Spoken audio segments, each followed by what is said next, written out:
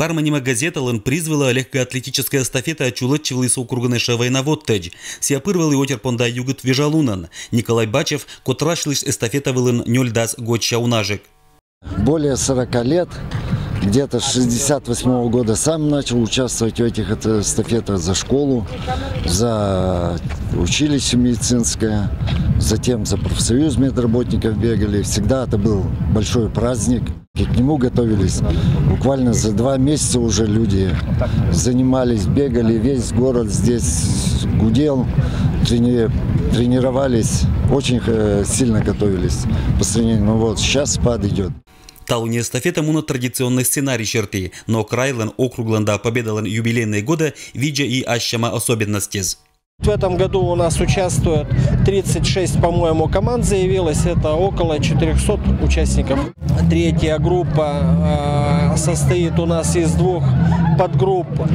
Это первая подгруппа сборная команды районов, поселений города Кудымкара. А вот вторая подгруппа, если звучала непосредственно или узкопроизводственные коллективы, мы нынче добавили, постарались расширить круг и иные коллективы. Вылына донтана округлыщачем спортивной традиции зи ашнес участникез. Татьяна Чугайнова, Россия лан кросс-черты чемпионка, уна год черна вывели эстафета вылын победителен.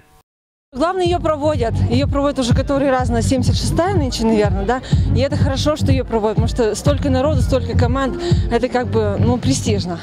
Ну а победителя производственники сколасыш Ющинской поселения, Кудымкарская районищ да предприниматели зан команды здесь спортсменнез. Судзе сколасын Оджин Лоиса педагогический колледж, медицинское училище да политехнический техникум. Карлан школа из сколасыш куи места туретиса куимет кыкемысет да кыкет школез.